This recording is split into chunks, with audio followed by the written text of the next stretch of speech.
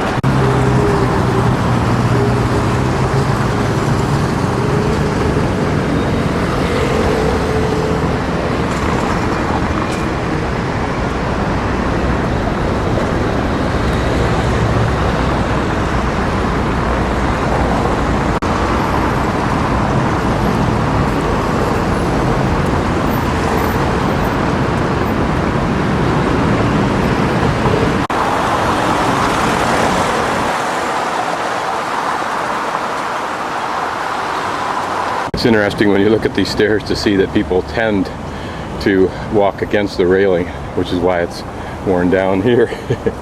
This is stinky out.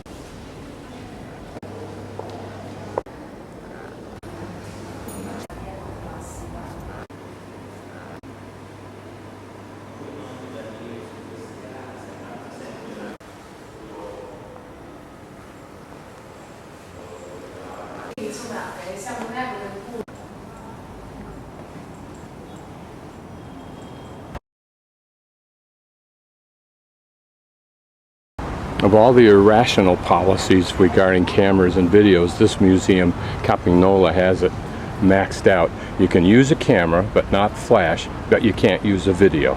You can use your video if you just take little pictures with it somehow.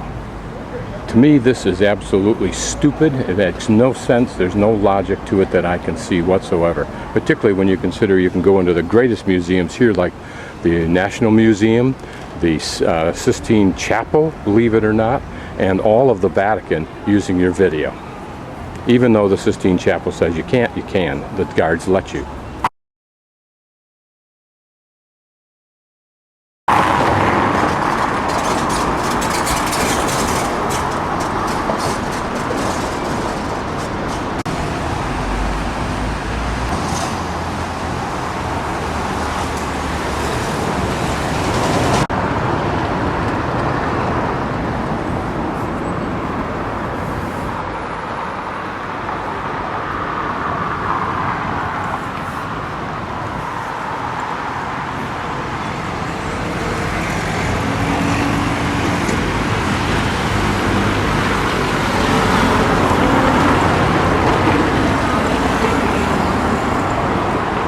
It's interesting, there are apparently either offices or residences at the top of this edifice.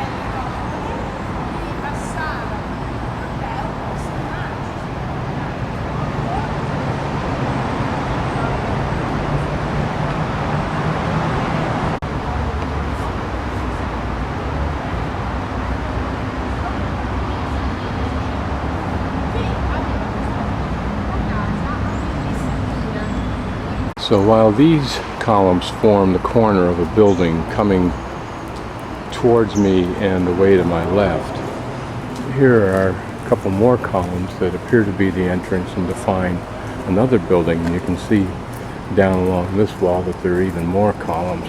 So this would have been a long rectangular in that direction. Whether that arch vaulted area down there has anything to do with this building, I don't know.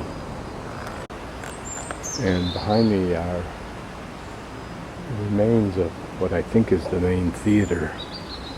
Must have been impressive when it was all covered with sheets of white marble, statues perhaps in the niches.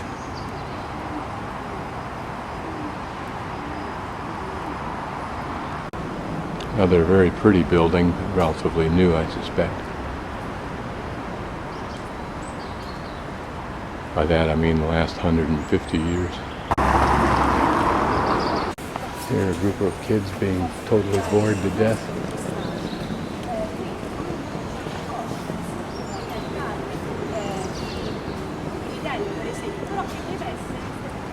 Again, this looks like it's still a separate temple building from the others I've looked at.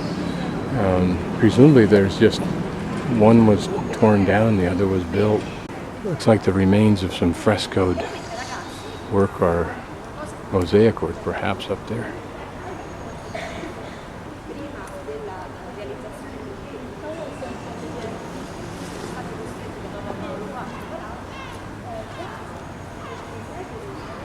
This rear wall is strangely curious because it looks as though they've just used debris up there to fill it in, like a chunk of columns.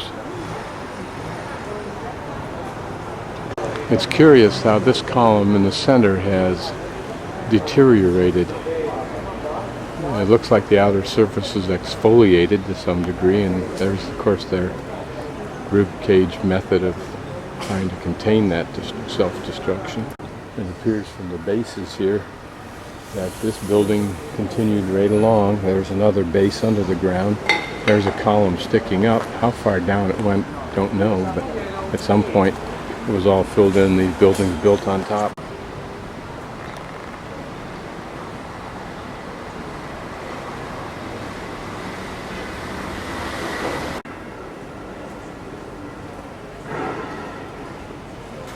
Now this is interesting because this road that I'm on behind those buildings suggests fish. And I remember reading something about an area that was built on top of or had to deal with fish in ancient areas. Serendipity would have it. I am going to turn that museum lemonade into very good. As serendipity would have it, I'm going to turn those lemons of the museum into very good lemonade. I wanted to visit what I call Trastevere, but I can't even come close to pronouncing it the way these folks do. And at Trastevere is this island, which was very old and important. It has a hospital, I'm not sure which side, and apparently it's a very modern hospital. It has from antiquity had an importance with regard to medical. It was felt for some reason that this place was instrumental in ending a plague like in the 600 AD or BC or something like that. And ever since it's had that level of importance. So I'm over here now, I'm going to get to study this area. First of all I have to find a map because I forgot to bring mine.